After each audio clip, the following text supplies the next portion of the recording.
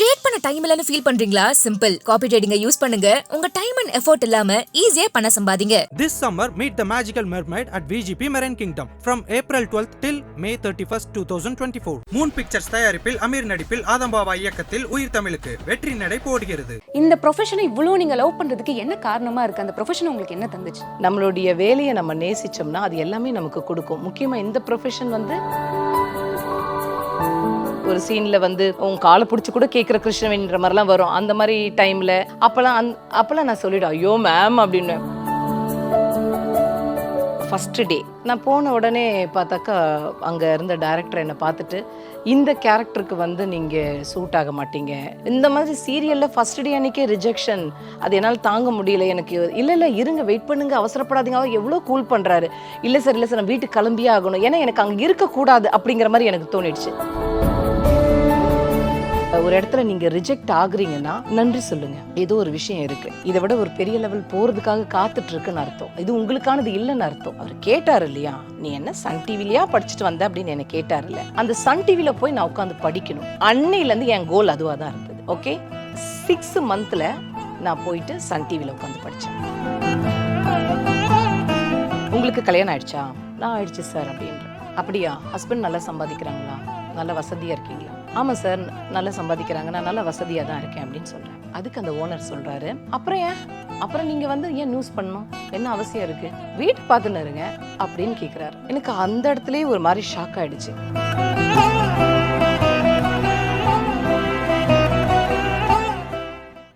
IBC மங்கினர்களுக்கு வணக்கம். இன்னைக்கு நம்ம கூட ரொம்பவே ஒரு போல்டான லேடி தாங்க வந்திருக்காங்க. நம்ம எல்லாருக்குமே ரொம்ப மனம் கவர்ந்த மல்லிகாமா தான் வந்திருக்காங்க. Let's welcome Premi Venkat. வணக்கம் மேம். வணக்கம் கண்மணி, எப்படி இருக்கீங்க? நல்லா இருக்கேன், நீங்க எப்படி இருக்கீங்க? நல்லா இருக்கேன் மேம். ஆக்சுவலி உங்களை பார்க்குறப்ப ஒரு மாதிரி மங்களகரமாக ஒரு பாசிட்டிவ் வைப்ரேஷன் கிடைக்குது. அதோட லைட்டாக எனக்கு கொஞ்சம் பயமாகவும் இருக்கு, என்ன பார்த்து பேசணுமா அப்படின்னு சொல்லிட்டு அந்த ஃபியர் ஆட்டோமேட்டிக்காக கிரியேட் பண்ணி பயம் அது தெரியல மேம், அப்படி ஒரு எனர்ஜி வருது ஆக்சுவலி. தென் இப்போ சுந்தரியில் வேற ரீஎன்ட்ரி கொடுத்துருக்கீங்க, அது சூப்பராக போயிட்டுருக்கு. அதுக்கப்புறம் பார்த்தீங்கன்னா நம்ம சரி நீங்கள் சீரியல் ஆர்டிஸ்ட் நிறையா சீரியல்ஸ் பண்ணியிருக்கீங்கன்னு சொல்லிட்டு அது மட்டும் தான் எங்களுக்கு தெரியும். ஆனால் திடீர்னு வந்து உங்களோட நியூஸ் ரீடிங் வீடியோ ஒன்று போட்டிருந்தீங்க, அது பார்த்தா வைரல் ஆச்சு. என்னடா அவங்க எப்போ நியூஸ் ரீடர் ஆனாங்க அப்படின்னு ஒன்று தோணுச்சு. தென் பயோவில் போய் பார்த்தா ஆர்ஜே விஜே எல்லாமாவும் இருந்திருக்கீங்க. யார் தான் அந்த பிரேமி வெங்கட்? எங்களுக்கே ஒரு கியூரியாசிட்டி இருக்கு. ஸோ உங்கள் கரியர் எப்படி மேம் ஸ்டார்ட் ஆச்சு? என்னோட கெரியர் ஃபர்ஸ்ட் டீச்சராக தான் ஸ்டார்ட் ஆச்சு. டீச்சராவா? டீச்சராக தான் என்னோட கெரியர் ஸ்டார்ட் ஆச்சு. அதுக்கப்புறம் ஆல் இண்டியா ரேடியோ, அதுக்கப்புறம் லோக்கல் சேனலில் நியூஸ் ரீடராக இருந்தேன். அதுக்கப்புறம் தான் சென்னை வந்து அப்புறம் படிப்படியாக ஒவ்வொரு ஸ்டெப்பாக நகர்ந்து இன்னைக்கு உங்கள் முன்னாடி இப்படி ஒரு சீரியல் ஆர்டிஸ்டாக உட்காந்துட்ருக்கேன். ஓகே, இப்போ டீச்சருக்கும் இப்போ நீங்கள் இருக்கிற பொசிஷன் ஒரு ஆக்ட்ரஸாக இருக்கிறதுக்குமே சம்மந்தமே கொஞ்சம் கூட கிடையாது. எப்படி மேம் சின்ன வயசுலேருந்தே ஆக்டர் ஆகணும்னு இருந்துச்சா? சின்ன வயசுலேருந்து ஆக்டர் ஆகணும் அப்படிங்கிற அந்த இதெல்லாம் இல்லை, பட் எனக்கு ஸ்டேஜ் ட்ராமா ரொம்ப பிடிக்கும். ஸோ எந்த ஸ்கூல் காம்படிஷனில் எதுவுமே நான் விட்டு வைக்க மாட்டேன். எல்லா ஸ்டேஜ் ப்ரோக்ராம்ஸும் நான் அட்டன் பண்ணிகிட்டே இருப்பேன். எனக்கு ரொம்ப பிடிக்கும் அது. மேபி அது உள்ளுக்குள்ளே இருந்திருக்கலாம், ஒரு கட்டத்தில் அது வெளியில் வந்திருக்கலாம். நமக்கு வந்து ஒரு சந்தர்ப்பம் தானே, அந்த சந்தர்ப்பம் என்னை வந்து ஒரு நடிகையாக்கி பார்த்துருக்கு. ஓகே, ஆனால் இந்த விஷயத்தை நான் கேட்டே ஆகணும் மேம். எங்கே போனாலும் உங்கள் டேக் மாதிரியே மாறிடுச்சு. மேபி இன்ஸ்டாவாகட்டும் இல்லைனா வாட்ஸ்அப் ஆகட்டும், ஐ லவ் மை ப்ரொஃபஷன் சொல்லிட்டு. இந்த ப்ரொஃபஷனை இவ்வளோ நீங்கள் லவ் பண்ணுறதுக்கு என்ன காரணமாக இருக்குது? அந்த ப்ரொஃபஷன் உங்களுக்கு என்ன தந்துச்சு? இந்த ப்ரொஃபஷன் வந்து எனக்கு எல்லாமே தந்தது. இப்போ பிரேமி வெங்கட்னா யாரு அப்படிங்கிற விஷயத்த வந்து இந்த ப்ரொஃபஷன் தானே எனக்கு கொடுத்துருக்கு. அது ஒரு பெரிய விஷயம் இல்லையா? நம்மளுடைய வேலையை நம்ம நேசிச்சோம்னா அது எல்லாமே நமக்கு கொடுக்கும். முக்கியமாக இந்த ப்ரொஃபஷன் வந்து நமக்கு பேரு, புகழ், பணம் எல்லாத்தையுமே கொடுத்துருக்கு. அதுவும் இல்லாமல் மக்களுடைய அன்பு கொடுத்துருக்கு. அதுதானே முக்கியம் இல்லை? எங்கே போனாலும் வந்து பிரேமி அம்மா, மல்லிகா அம்மா அப்படின்னு ஆசையாக ஓடியாராங்க இல்லையா? அந்த ஒரு பேரை கொடுத்தது இந்த ப்ரொஃபஷன். ஸோ இது எனக்கு ரொம்ப முக்கியம். So I love my profession நான் எப்பவுமே சொல்லுவேன். எல்லாருமே அவங்கவுங்க வேலையை நேசிக்கணும். நீங்களும் உங்கள் ஆங்கர் வேலையை நேசிக்கணும். கண்டிப்பாக. ஆமாம், அப்போ தான் அந்த ஆங்கர் வேலையில் நம்ம இன்னும் அது மற்றவங்களை விட நம்ம இன்னும் எப்படி சிறப்பாக பண்ணுறது, நம்ம எப்படி வர்றது அப்படின்னு சொல்லிட்டு பார்க்க முடியும். தென் இப்போ உங்கள் சீரியல் ஜேர்னியை பொறுத்த வரைக்கும் ஃபஸ்ட்டு எங்களுக்கு ரொம்ப மனசில் இடம் பிடிச்ச ஒரு கதாபாத்திரம் என்னென்னா, சந்திரலேகாவில் வந்து சஞ்சயோட அம்மாவை தான் நீங்கள் பண்ணியிருந்தீங்க. ஸோ அது வந்து எனக்கே ஞாபகம் இருக்குது. நம்மளே வந்து என் காலேஜ் முடிச்சுட்டு வரப்போ பார்த்தா கரெக்டாக ஆஃப்டர்நூன் டைமில் போடுவாங்க. அவ்வளோ ஒரு டியர் கேரக்டர் மாதிரி இருந்தீங்க, ரொம்ப க்யூட்டாக அப்படி பண்ணுவீங்க. ஸோ அதில் நடந்த எப்படி உங்களுக்கு ஃபஸ்ட் அந்த சான்ஸ் கிடச்சிது? அதில் நடந்த ஒரு தருணத்தை பற்றி எங்கள்கிட்ட ஷேர் பண்ணிக்க முடியுமா? முக்கியமாக சந்திரலேகா சரிகமா டீமுக்கு வந்து நான் நன்றி சொல்லணும். ஏன்னா இந்த அளவுக்கு இவ்வளோ ஸ்டெப்ஸ் நான் எடுத்து வச்சுருக்கேன்னா அதுக்கு வந்து ஃபஸ்ட்டு காரணமாக நான் சரிகமா தான் சொல்லுவேன். நான் நியூஸ் ரீடிங்கில் இருக்கிறப்போ நம்ம சீரியல் வர்றப்போ முதல்ல சரிகமாவில் போயிட்டு பிஆர் விஜயலட்சுமி மேம் தான் வந்து பார்க்கணும் அப்படின்னு சொன்னாங்கன்னு சொல்லிட்டு போய் மீட் பண்ணேன். ஸோ அதில் ஸ்டார்ட் பண்ணது இந்த கெரியர் வந்து இவ்வளோ நல்லா சூப்பராக போயிட்டுருக்கு. ஆனாலும் நான் சந்திரலேகா உள்ள வந்தது வந்து ஒரு அன்எக்ஸ்பெக்டட் திங் தான். ஓகேவா, நானே வந்து எதிர்பார்க்கல. ஏன் அப்படி சொல்கிறேன் அப்படின்னா, செலக்ட் பண்ணிட்டாங்க ஒரு கேரக்டருக்கு. ஸோ நான் போகிறேன், ஷூட்டிங் போகிறேன். ஃபஸ்ட்டு டே நான் போன உடனே பார்த்தாக்கா அங்கே இருந்த டைரக்டர் என்னை பார்த்துட்டு, இந்த கேரக்டருக்கு வந்து நீங்கள் சூட் ஆக மாட்டீங்க, நீங்கள் ரொம்ப ரொம்ப ராயலாக தெரியுறீங்க, இந்த கேரக்டருக்கு சரி வராது. ஆக்சுவலி சஞ்சயோட அம்மா பணக்காரங்க அந்த மாதிரி தானே காமிச்சிருப்பாங்க. ஆமாம், பணக்காரங்க கேரக்டர் தான். பட் நான் போனது சஞ்சய் அம்மாவுக்கு போல. ஓகே ஓகே, நான் வேற ஒரு கேரக்டருக்கு தான் உள்ளார போனேன். சரி சரி. அப்போ வந்து அந்த டைரக்டர் வந்து இல்லை, நீங்கள் எந்த கேரக்டருக்கு நீங்கள் சூட் ஆக மாட்டீங்க அப்படின்னு அவர் சொல்லிட்டாரு. இப்போ எனக்கு வந்து என்ன பண்ணுறதுனே தெரியல. ஏன்னா நம்ம நியூஸ் ரீடிங் படிச்சுட்டு இருந்தோம், ஒரு ஷார்ட் ஃபிலிம், ஒரு டாக்குமெண்ட்ரி அந்த மாதிரி பண்ணிட்டு இருந்தோம்.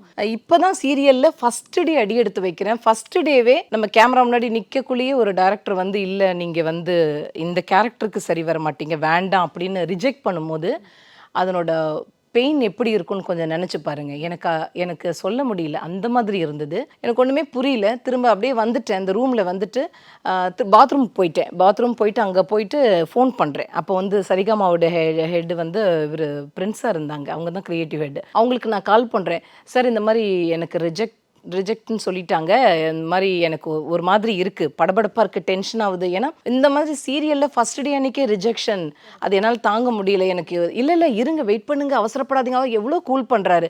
இல்லை சார் நான் வீட்டுக்கு கிளம்பியே ஆகணும், ஏன்னா எனக்கு அங்கே இருக்கக்கூடாது அப்படிங்கிற மாதிரி எனக்கு தோணிடுச்சு. ஸோ நான் கிளம்பணுன்றேன். அவர் உடனே மேனேஜர்கிட்ட சொல்லி, பக்கத்தில் தான் அவர் இது ஒரு ஷூட்டு போயிட்டு இருந்தது, அவருக்கு ஒரு டெலிஃபிலிம் போயிட்டு இருந்தது. மேனேஜர்கிட்ட சொல்லி இமீடியட்டாக அவங்களை இங்கே அனுப்பி வைங்க, இமீடியட்டாக அனுப்பணும் அப்படிங்கிற மாதிரி சொல்லிட்டாரு. நான் எவ்வளோ சொல்லியும் அந்த மேனேஜர் வந்து அங்கே கொண்டு போய் இறக்கி விட்டார். அப்புறம் என்னை மீட் பண்ணி உட்காருங்க ஒன்றும் பிரச்சனை இல்லை, எவ்வளோ பெரிய பெரிய ஆளுங்கள்லாம் வந்து நிறைய ரிஜெக்ஷனை பார்த்துட்டு தான் பெரிய ஆளாக இருக்கிறாங்க, இதெல்லாம் ஒரு விஷயமே இல்லை, ஓகே நீங்கள் கூலாக இருங்க, நீங்கள் திரும்ப வருவீங்க, ஒரு பிரச்சனையும் இல்லைன்னு சொல்லி என்னை சமாதானப்படுத்தி அனுப்பி வச்சார்.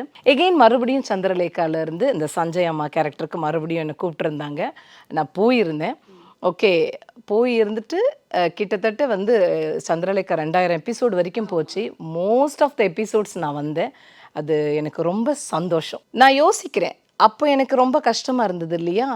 அதுக்கப்புறம் சந்திரலேகாவில் எனக்குன்னு ஒரு சஞ்சய் அம்மானு ஒரு பேர் கிடச்ச உடனே, சந்திரா மாமியார்னு பேர் கிடச்ச உடனே எல்லாரும் வந்து பேசுகிறப்போ எனக்கு ரொம்ப யோசித்தேன், ரொம்ப சந்தோஷமாக இருந்தது. ஒரு கட்டத்தில் நான் வேறு ஒரு சீரியல் நடிச்சிட்ருக்கேன், அந்த இடத்துல அந்த டைரக்டர் வராங்க லொக்கேஷன் பார்க்க, வந்து என்கிட்ட கை கொடுத்துட்டு, ரொம்ப நல்லா நடிக்கிறீங்க, சூப்பராக பண்ணுறீங்க, கீப் ராக்கிங், நல்லா பண்ணுங்கம்மா அப்படின்னு சொல்லிட்டு ரொம்ப சந்தோஷமாக சொல்லிட்டு போனார்.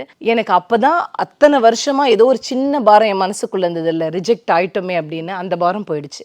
ஆக்சுவலி அவர் எனக்கு நல்லது பண்ணியிருக்கிறார். ஓகே, ஒருவேளை எனக்கு அந்த கேரக்டர் அவர் ஓகே பண்ணியிருந்தாருனாக்கா நான் வந்து ஒரு சின்ன கேரக்டர் பண்ணியிருப்பேன், கம்மியான ஒரு எபிசோடு, ஒரு 15 எபிசோடு 20 எபிசோடோடு நான் போயிருப்பேன். சந்திரலேகா அதோடு முடிஞ்சிருக்கும். ஆனால் நான் சஞ்சய் அம்மாவாக அந்த ரோல் வந்து ஓகே நிறைய எபிசோட்ஸ், 500 எபிசோடு 600 எபிசோடு முடிச்சிருக்கேன். இவ்வளோ பேர் கிடச்சிருக்கு அப்படின்னா, ஆக்சுவலி இது சொல்லுவாங்களா ma'am, everything happens for a reason சொல்லிட்டு, அந்த மாதிரி தான் exactly, everything happen for a ரீசன்றது எக்ஸாக்டாக நான் எல்லாருக்கும் அதுதான் சொல்கிறேன். ஏதாவது ஒரு இடத்துல நீங்கள் ரிஜெக்ட் ஆகுறீங்கன்னா நன்றி சொல்லுங்க, ஏதோ ஒரு விஷயம் இருக்கு, இதை விட ஒரு பெரிய லெவல் போறதுக்காக காத்துட்டு இருக்குன்னு அர்த்தம், இது உங்களுக்கானது இல்லைன்னு அர்த்தம். அது நம்ம அந்த இடத்த கடந்துட்டாவே போதும். ஓகே, அதே மாதிரி இன்னொரு ஒரு ஐகானிக் பெர்ஃபார்மன்ஸ் வந்து கிருஷ்ணவேணி கேரக்டர் தான், கண்மணி சீரியல்ல பண்ணிருப்பீங்க. அதுக்கு வந்து பெஸ்ட் வில்லி அவார்டு வாங்குனீங்க. ஸோ அது வந்து செம்ம மேம். ஆனால் எனக்கு என்ன தோணுச்சுன்னா, அது வந்து நீங்க எப்படின்னா பூர்ணிமா மேம், அதாவது அவங்க வந்து எத்தனை வருஷம் இண்டஸ்ட்ரியில இருக்காங்க, தென் சஞ்சீவ் கேரக்டர் அவரும் வந்து சீரியல்ல வந்து ரொம்ப பிரபலமானவர். ஸோ அவங்க 2 பேரையும் வந்து நீங்க அடக்கிற மாதிரி இருக்கும். நீங்க வந்து பூர்ணிமா மேம் எதிர்த்தே பேசுவீங்க, அவங்க பேர் சொல்லி கூப்பிடுவீங்க. ஸோ எப்படி இருந்துச்சு அது? அந்த ஒரு நர்வஸ்னஸ் இருக்கும்ல, ஏன்னா நம்ம இத்தனை வாட்டி வந்து டிவியில பார்த்துருப்போம், அவங்க கூட நடிக்கிறதே ஒரு நர்வஸ்னஸ் இருக்கும், அதுவும் அவங்களை எதிர்த்து பேசுறோம்னா எப்படி இருந்துச்சு அது? இல்லை, எனக்கு அவங்களை எதிர்த்து பேசுறதுல அந்த நர்வஸ் கிடையவே கிடையாது. எனக்கு எப்பவுமே நம்ம கேரக்டரா அது உள்ள போயிட்டோம்னா அந்த விஷயம் வராது. ஓகேவா? ஓகே, ஆர்டிஸ்ட்னா ஆமா, ஆர்டிஸ்ட் நம்ம வந்து வில்லியா பண்றோம், இவங்களை எதிர்க்கிறோம். சில டைம்ல அவங்க ரொம்ப ஹார்ஷா பேசுற மாதிரியோ இல்லை வாடி போடியும் பேசுற மாதிரி ஏதோ வந்ததுன்னா அதுக்கு முன்னாடியே சொல்லிடுவேன், இந்த மாதிரி இருக்கு மேம். அவங்க ஒரு சீன்ல வந்து உங்க காலை பிடிச்சி கூட கேட்குற கிருஷ்ணவேணின்ற மாதிரிலாம் வரும். அந்த மாதிரி டைம்ல அப்பெல்லாம் நான் சொல்லிவிடுவேன், ஐயோ மேம் அப்படின்னு. இது நடிப்பு தானேன்னுவாங்க. ஓகே, அவங்க ஸ்போர்ட்டிவா எடுத்துக்கிட்டாங்க. ஐயோ, அவங்க வந்து down to earth person, so sweet. அவங்க கிட்டலாம் நம்ம நிறைய கத்துக்கலாம். அவ்வளோ பொறுமையானவங்க, அவ்வளோ ரொம்ப நிதானமா இருக்கக்கூடிய ஆர்டிஸ்ட்டை நம்ம அதுவும் சீனியர் ஆர்டிஸ்ட் அப்படி பார்க்கறது ரொம்ப பெருமையான விஷயம். ரொம்ப குட் பர்சன், ரொம்ப கம்ஃபர்டபுளாக இருந்தது அவங்க கூட நம்ம நடிக்கிறதுக்கு. Okay ma'am. ஆனால் இப்போ நீங்கள் என்னதான் கம்ஃபர்டபுள்னு சொன்னாலுமே சிலது அதான் இப்போ கால் பிடிக்கிற சீன் அது மாதிரிலாம் வரப்ப நம்மளுக்கே ஐயோ இப்படிலாம் பண்ணுறோமே அந்த மாதிரி. ஆமாம், அதுக்கு முன்னாடி அவங்களும் சொன்ன நடிப்பு தானே அப்படின்வாங்க. அது முன்னாடியே நம்ம அந்த சீன் ரொம்ப ஹார்ஷான சீன் வருது, ரொம்ப ஏதோ ரொம்ப அவங்கள கேவலப்படுத்தி பேசுகிற மாதிரி ஒரு டைலாக் வருதுன்னாக்கா அதுக்கு முன்னாடி மேடம் இப்படிலாம் வருது மேடம் அப்படின்னு விடுங்க விடுங்க பிரேமி அப்படி சொல்லுவாங்க. ரொம்ப நல்ல பர்சன். ஸோ கம்ஃபர்டபுளாக ஒரு கூட நடிக்கிற ஆர்டிஸ்ட் எப்பவுமே ரொம்ப கம்ஃபர்டபுளாக இருந்தாங்கன்னா நமக்கு நல்லா இருக்கும். ஆக்டிங் ரொம்ப நல்லா வரும், நேச்சுரலாக வரும், எந்த பிரச்சனையும். இப்போ ஆக்சுவலி நீங்கள் ஆக்டிங் கிளாஸுமே வச்சு பண்ணிட்டு இருந்தீங்க. இப்போ என்னன்னா ஆஸ் ஆக்டராகவும் நாங்கள் பார்த்துருக்கோம், அந்த கதாபாத்திரமே மாறிட்டு அந்த மாதிரி தான் பண்ணிட்டு இருக்கீங்க. ஸோ இப்போ அப்கமிங் ஆக்டர்ஸ்க்கு வந்து ஏதோ ஒரு டிப்ஸ் கொடுக்கணும், இல்லைனா நீங்கள் எப்படி ஒரு பர்ஃபார்மன்ஸ் பண்ணுறதுக்கு முன்னாடி என்ன மாதிரி ரெடி பண்ணுவீங்க? இப்போ நிறைய பேர் வந்து என்னென்னா முன்ன மாதிரி இப்போ வரைக்கும் கூட நாங்கள் ஸ்கிரிப்ட் ஒரு தடவை பார்ப்போம், அது ஒரு தடவை படிச்சுட்டு தான் போவோம். ஸ்பாட்டுக்கு போகிறதுக்கு முன்னாடி ஒரு தடவை படிப்போம். ஓகே, இப்போ சில பேர் வந்து இப்போ நிறைய பிள்ளைங்களுக்கு லாங்குவேஜ் தெரியாமல் இருக்கிறாங்க. ஓகே, அவங்க ஸ்பாட்டில் பார்த்துக்கலாம் அப்படின்னு இல்லாமல் அவங்க வந்து ஒரு கோ டைரக்டர் வந்து சொல்லி கொடுப்பாங்க. அவங்க ஆர்வமாக அதை கேட்டுக்கணும், அதை கற்றுக்கிட்டோம். ஃபஸ்ட்டு அதை உள்வாங்கிக்கணும். நம்ம இந்த சீன் நடிக்க போகிறோம், இந்த மாதிரி டைலாக் இருக்குது, ஏதாவது வார்த்தை நெருடலாக இருந்தால் அதை பேசி சரி பண்ணிக்கணும். அந்த ஆர்வம் அவங்களுக்குள்ளே இருக்கணும் ஃபஸ்ட்டு. ஓகே, ஃபஸ்ட்டு டே 1ல் இப்போ வந்திருப்பாங்க இல்லையா, டே 1ல் அவங்களுக்குள்ள ஒரு எக்ஸைட்மெண்ட் இருக்கும்ல, புது சீரியல் வந்திருக்கோம், புதுசாக நம்ம நடிக்க போகிறோம், இப்படி பண்ண போகிறோம், அப்படி பண்ண போகிறோம், இப்படி வரப்போகுதுன்னு ஒரு ஆர்வம் இருக்கும் இல்லையா, அது போக போக தேயக்கூடாது. அந்த ஃபஸ்ட்டு டேயில் எப்படி இருந்தாங்களோ டில் எண்டு வரைக்கும் அப்படி இருக்கணும். அப்படி இருந்தால் தான், அந்த ஆர்வம் இருந்தால் தான் அது இன்னும் நல்லா மேம்படுத்திக்க அவங்களுக்கு ஹெல்ப்பாக இருக்கும். ஓகே, அந்த மாதிரி குட்டி குட்டி எக்ஸ்ப்ரெஷன்ஸில் அவங்க கவனம் செலுத்தணும். யாரோ டைலாக் பேசுகிறாங்க, நம்ம டைலாக் வரலன்னு நிற்கக்கூடாது. ஓகே, அவங்க அந்த டைலாக்கை பேசும்போது நம்ம ஒரு அதுக்கான எக்ஸ்ப்ரெஷன்ஸ் கொடுக்கணும். ஓகே, அந்த பாடி லாங்குவேஜ் ரொம்ப முக்கியம். இது ஆக்சுவலி வடிவேல் சார் நிறையா பண்ணுவாங்களா மேம்? ஏன்னா இப்போ ஹீரோ பேசுகிறாங்கன்னா கூட இவர் மாட்டு ஒரு ரியாக்ஷன் கொடுத்துக்கிட்டே இருப்பார், அந்த மெயின்டைன் பண்ணுவார். ஸோ அதை தான் சொல்ல வரீங்க. நாகேஷ் சார் கூட அப்படி பண்ணுவாங்கன்னு சொல்லிட்டு நம்ம நிறைய கேள்விப்பட்டிருக்கோம். ஸோ பாடி லாங்குவேஜ், அதாவது யாரோ ஒருத்தவங்க பேசுகிறாங்க, நம்ம இருக்கக்கூடாது. அந்த சீனில் நம்மளுடைய கேரக்டர் என்ன பண்ணுது அப்படிங்கிறத நம்ம வெளிப்படுத்தணும். அது ரொம்ப முக்கியம். இப்போ வந்து அதாவது அந்த ஸ்பாட்ல இருந்து நடிப்பை பற்றி நீங்கள் சொன்னீங்க. அது இல்லாமல் சில ஸ்கில்ஸ்லாம் இருக்கலாம், மேபி லீடர்ஷிப் குவாலிட்டிஸோ கம்யூனிகேஷன் ஸ்கில்ஸோ அந்த மாதிரி நம்ம பேசுவோம்ல, அந்த மாதிரி ஸ்கில்ஸ் வந்து ஆக்டிங்கில் இதெல்லாம் நீங்கள் கண்டிப்பாக ஒரு ஆக்டராக இருக்கீங்கன்னா இந்த விஷயம்லாம் தயவுசெய்து நீங்கள் ஃபாலோ பண்ணுங்க அப்படின்னா என்னென்ன சொல்வீங்க? ஃபாலோ பண்ணுங்கன்னா ஃபஸ்ட்டு சொல்கிற விஷயம் வந்து பங்க்சுவலாக இருங்க. ஓகே, இப்போ ஒரு டைம் ஸ்பாட்டுக்கு இந்த டைமுக்கு வாங்க அப்படின்னு சொன்னாங்கன்னா நீங்கள் வந்து ஒரு 15 மினிட்ஸ் பிஃபோரோ ஒரு 10 மினிட்ஸ் பிஃபோராவது அட்லீஸ்ட் போகணும். ஓகே, அது அப்போ வந்து ப்ரொடக்ஷன் சைடில் இருக்கிறவங்களுக்கு ஒரு பெரிய டென்ஷன் வந்து குறையும். ஆர்டிஸ்ட் ஆன் டைமில் இருப்பாங்க அப்படிங்கிற மாதிரி. இது வந்துட்டாவே மோஸ்ட் ஆஃப் த ப்ராப்ளம் வந்து கிரியேட் ஆகாமல் பார்க்கலாம். ஓகே, அதுக்கப்புறம் இப்போ ஒரு சீன் ஒன்று நடிக்கிறாங்கன்னு வச்சுக்கலாமே. இப்போ இந்த சீனில் நான் நடிச்சிருக்கேன், இப்போ இது வந்து ஒரு 4 நாள் கழிச்சு தான் இந்த சீன் எகெயின் வரப்போகுது அப்படின்னா யாரோ ஒருத்தவங்க கண்டினியூட்டி பார்க்கட்டுமே, யாரோ ஒருத்தவங்க இதை சொல்லட்டுமே, யாரோ ஒருத்தவங்க பண்ணட்டுமே, அவங்க வேலை தானே, அப்படி பண்ணக்கூடாது. நான் என்ன சொல்கிறேன், அந்த கேரக்டர் நம்ம ஆசையாக தானே பண்ணுறோம், அந்த கேரக்டர் நம்ம என்னவா போட்டுட்டு இருந்தோம், என்ன பண்ணிட்டு இருந்தோம் அப்படின்னு ஒன்றும் தப்பு இல்லை. ஒரு ஃபோட்டோ கூட நம்ம எடுத்து வச்சுக்கலாம். ஓகே, அது தனியாக அதுக்குன்னு ஒரு பர்ஸ் ஒன்று வச்சு அந்த ஜுவல்ஸ் அதில் போட்டு வச்சுக்கலாம், அந்த காஸ்டியூமை தனியாக ஒரு கவரில் போட்டு வச்சுக்கலாம். இதெல்லாம் நம்ம பண்ணணும். நம்ம சைட்லேருந்து என்ன பண்ணணும், நம்ம ஒரு இன்வால்மெண்ட்டை அதில் நம்ம கொடுக்கணும். ஓகேவா, சீன் போகிறதுக்கு முன்னாடி யாரோ பண்ணுறாங்கன்னு கிடையாது, அது பண்ணணும். அது மாதிரி இப்போ ஸ்பாட்டுக்கு போயிட்டா அவங்க என்ன சொல்கிறாங்கன்றது ஃபஸ்ட்டு ஒபே பண்ணணும். அவங்க என்ன சொல்கிறாங்க, சீன் என்ன சொல்ல வராங்க, நம்ம எப்படி சொல்லணும். ஒருவேளை அவங்க அதில் சீனில் டவுட் இருந்தால், இப்போ எனக்கே கூட சீனில் வந்து ஏதோ ஒரு சீன் நடிச்சிருப்போம், அது நிறைய ஜம்ப் ஆகி வேற ஒரு வார்த்தை இங்கே வந்திருக்கும். ஐயோ, நம்ம சீனில் இப்படி பேசணுமே, இந்த சீனில் வந்து ரொம்ப ஆப்போசிட்டாக இருக்கே. சம்டைமில் தவறுதல் நடக்கிறது சகஜம்தான். அந்த மாதிரி டைமில் நம்ம போய் டவுட் கேட்கலாம். சார் இப்படி இருக்குது, நம்ம இப்படி சொன்னோம் இல்லைன்னா அந்த டைமில் அவங்க மாற்றுவாங்க, டைரக்டர்ஸ் மாற்றுவாங்க. அது இன்வால்மெண்ட் இருந்தால் தான் நடக்கும். நம்ம இது இப்போ இருந்தது தெரியும், நம்ம அது என்னோட வேலை இல்லைல்ல அப்படி இல்லாமல் முழுசாக இன்வால்மெண்ட்டோடு இருக்கணும். அது ரொம்ப முக்கியம். ஓகே, கூட நடிக்கிறவங்க கிட்ட ஃப்ரெண்ட்லியாக இருக்கிறது ரொம்ப முக்கியம். சப்போஸ் நிறைய பேர் சில பேர் புரிஞ்சுக்காம இருக்காங்கன்னா பரவாயில்ல. ஓகே, அவங்க கிட்ட நம்ம ரொம்ப இருக்கணும்னு அவசியம் இல்லை. நம்ம விலகி கூட இருக்கலாம், ரொம்ப டீசெண்டான முறையில் விலகி இருக்கலாம்.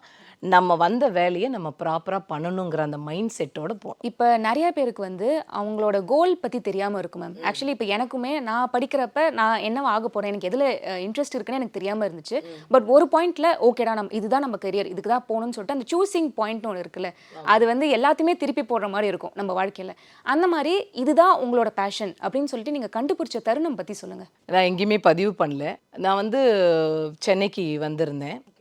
நான் பாண்டிச்சேரியில் இருக்கும்போது ஆல் இண்டியா ரேடியோவில் ஒர்க் பண்ணியிருந்தேன். ஒரு லோக்கல் சேனலில் நியூஸ் ரீடராக ஒர்க் பண்ணிட்டு இருந்தேன். நான் சென்னைக்கு வந்த உடனே நம்ம லோக்கல் சேனல் நியூஸ் பண்ணோம் இல்லையா, அதனால் கொஞ்சம் சில சேனல்ஸில் நான் வந்து ட்ரை பண்ணேன். சென்னையில் ட்ரை பண்ணேன். ரொம்ப பெரிய சேனலுக்கெல்லாம் நான் போகவே இல்லை. ஓகே, ஏன்னா நான் அங்கே லோக்கல் சேனலில் வாசித்ததுனால நாங்கள் ட்ரை பண்ணேன். ஸோ அங்கேருந்து ஆல் இண்டியா ரேடியோவுக்கு இங்கே வந்து நம்ம லெட்டர்லாம் கொடுத்தாச்சு, நம்ம ஜாயின் பண்ணுற மாதிரிலாம் இது பண்ணியாச்சு. அப்போ பார்த்தீங்கன்னா ஒரு சேனலுக்கு நான் போகிறேன். அவங்க என்ன ஆடிஷனுக்கு வர சொல்லியிருந்தாங்க. நான் அங்கே போகிறேன். எந்த சேனல்? இல்லை, எந்த சேனல்லாம் சொல்ல விரும்பலை. பேர் சொன்னால் நல்லாவே தெரிஞ்சிடும், வேண்டாம்.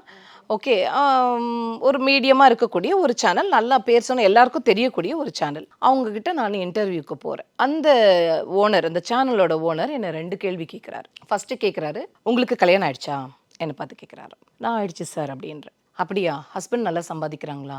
நல்ல வசதியாக இருக்கீங்களா? ஆமாம் சார், நல்லா சம்பாதிக்கிறாங்க, நான் நல்லா வசதியாக தான் இருக்கேன் அப்படின்னு சொல்கிறேன். அதுக்கு அந்த ஓனர் சொல்கிறாரு, அப்புறம் நீங்கள் வந்து ஏன் நியூஸ் பண்ணணும், என்ன அவசியம் இருக்குது, வீட்டை பார்த்துன்னு இருங்க அப்படின்னு கேட்குறாரு. எனக்கு அந்த இடத்துலயே ஒரு மாதிரி ஷாக் ஆயிடுச்சு.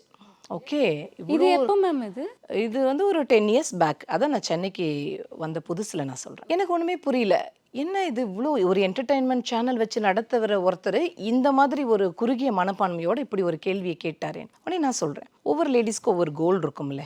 இப்போ மேரேஜ் ஆனாலும் என்ன சார், ஒரு கோல் இருக்கும்ல, அந்த மாதிரி எனக்கு இந்த ஒர்க் பண்ணணும்னு சொல்லிட்டு நான் வந்திருக்கேன் அப்படின்றேன். கொஞ்சம் நேரம் கழிச்சு, சரிம்மா ஓகே, உங்கள் கோல் அப்படியே வச்சுக்கலாம். நீங்கள் என்ன சன் டிவிலையா படிச்சுட்டு வந்தீங்க, உங்களுக்கு நான் வேலை கொடுக்கறதுக்கு? இதே டோனில்.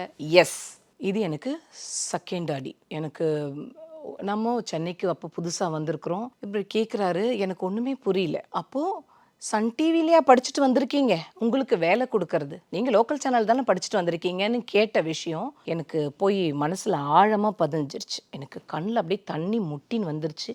எக்காரணத்தை கொண்டும் அழுதுறக்கூடாதுன்றதுல ரொம்ப கவனமாக இருந்தேன். ஓகே, நான் அந்த சேனலை விட்டு வெளியில் வந்துட்டு ஒரு முடிவு பண்ணேன். அவர் கேட்டார் இல்லையா, நீ என்ன சன் டிவிலையா படிச்சுட்டு வந்த அப்படின்னு என்னை கேட்டார்ல, அந்த சன் டிவியில் போய் நான் உட்காந்து படிக்கணும். அன்னையிலேருந்து என் கோல் அதுவாக தான் இருந்தது. ஓகே, 6 months நான் போயிட்டு சன் டிவியில் உட்காந்து படித்தேன். நான் ஏதோ நார்மலாக அப்படி கேட்குறோன்னு பார்த்தா என்ன மேம் இவ்வளோ பெரிய ஒரு மோட்டிவேஷன் ஸ்டோரியை சொல்லி. எஸ், இது எல்லாருமே புரிஞ்சுக்கணும். நிறைய இடத்துல ஒர்க் பண்ணும்போது கேட்பாங்க, நீ என்ன அந்த கம்பெனிலேயே ஒர்க் பண்ணிட்டு வந்த, நீ என்ன அவ்வளோ சம்பளமாக பண்ண, உனக்கு என்ன எக்ஸ்பீரியன்ஸ் இருக்குது, நீ என்ன, உனக்கு என்ன தகுதி, என்னன்னு கேட்டுகிட்டே இருப்பாங்க நம்மள. அதெல்லாம் நம்ம காதில் வாங்கிக்க கூடாது, அதை பற்றியே நம்ம யோசிக்க கூடாது. நம்ம ஒரு கோல் செட் பண்ண அதை நோக்கி போயிட்டே இருக்கணும். அப்படி தான் இருந்தது. நான் எங்கேயுமே இது பதிவு பண்ணல. இப்போ நீங்கள் கேட்டதுனால இதை பார்த்து இன்னொரு 4 பேருக்கு அது ஒரு மோட்டிவேஷனாக இருந்ததுன்னா அது என்னுடைய சக்ஸஸ் அப்படின்னு நான் நினைக்கிறேன். ஓகே, ஆனால் இப்போ நீங்கள் சொல்லிட்டீங்க மேம், இப்போ ஒரு லைனில் நீங்கள் சொல்லிட்டீங்க, அப்போ வந்து அவ்வளோ எமோஷனலாக இருந்துச்சு, நான் அதுக்கப்புறம் 6 மாதத்தில் நான் சன் டிவிக்கு வந்துட்டேன்னு சொல்லிட்டு. ஆனால் அந்த விஷயத்தை எப்படி நீங்கள் ஃபியூவலாக மாற்றுறீங்க? இப்போ ஒரு விதத்தில் இப்போ பிரேக்கப்லாம் ஆயிடுச்சுன்னா சொல்லுவாங்க 2 எனர்ஜிஸாக நம்ம வந்து கன்வெர்ட் பண்ணலாம். ஒன்று வந்து நம்ம மேபி ட்ரிங்க் பண்ணிட்டோ இப்படி போயிட்டாங்கன்னு சொல்லிட்டு அந்த மாதிரி ஒரு லைஃப் இருக்கும். இல்லைனா இது ஓகே, அது கடந்த வாழ்க்கை, அது முடிஞ்சிட்டோம், நம்ம வந்து ஒரு பெட்டர் பர்சனாக மாறணும் அப்படின்னு பண்ணுவாங்க. அதை எப்படி நீங்கள் ஃபியூவலாக மாற்றுறீங்க? ஆக்சுவலி இது எப்படின்னா, நமக்கு கிடைக்கிற ஒரு அவமானமாக இருந்தாலும் சரி, இல்லை ஒரு விமர்சனமாக இருந்தாலும் சரி, அது நம்ம வச்சுக்கணும். நீங்கள் சொன்ன மாதிரி அது நமக்கான ஃபியூவலாக அதை நம்ம மாற்றிக்கணும். நம்மளுடைய ஊக்க சக்திக்கான ஒரு எரிபொருளாக அதை வச்சுக்கணும். ஓகே, இந்த மாதிரி சொல்கிறாங்கன்னா நம்ம அப்படி ஆகணும் அப்படிங்கன்னு அடுத்த ஸ்டெப்பை நோக்கி போகணும். சொல்லிட்டாங்களே அப்படின்னு நம்ம உடஞ்சிடவே கூடாது. ஓகே, சொன்ன விஷயத்த நான் மனசுக்குள்ளேயே தான் வச்சுருந்தேன். சன் டிவி ஃபஸ்ட்டு டே நான் படித்து முடிக்கிறேன், லைவ் முடிக்கிறேன், அப்புறம் எகெயின் வந்து மெயின் நியூஸ் படிக்கிறேன். அவ்வளோ சீக்கிரம் மெயின் நியூஸ் யாருக்குமே போட மாட்டாங்க. அந்த ஒரு ஆப்பர்ச்சுனிட்டி எனக்கு சன் டிவி கொடுத்தாங்க. ஸோ சன் டிவிக்கு தேங்க்ஸ் சொல்லணும். நான் திறமை எங்கே இருந்தாலும் அங்கீகரிக்கப்படும். எனக்கு என்ன 6 மாசம் டைம் தான் ஆச்சு. ஓகே, அதுக்குள்ள நான் இன்னும் 2-3 சேனல் மாறிட்டு தான் வந்தேன். ஓகே, அது சன் டிவி வர்றதுக்கு முன்னாடியும் எனக்கு வந்து ஒரு சில தடங்கல்கள் இருந்தது. அதை நான் பெருசா எடுத்துக்கல. நான் ஒருத்தர் என்ன கேள்வி கேட்டார்ல, அப்ப அதுதான் உச்சம்னு ஒருத்தர் ஃபிக்ஸ் பண்ணியிருக்காருல்ல, அந்த சன் டிவிக்கு நம்ம போகணும். அது மட்டும்தான் என்னோட எய்ம். அது பண்ணேன். அதே தான் எல்லாருக்கும் சொல்றேன்.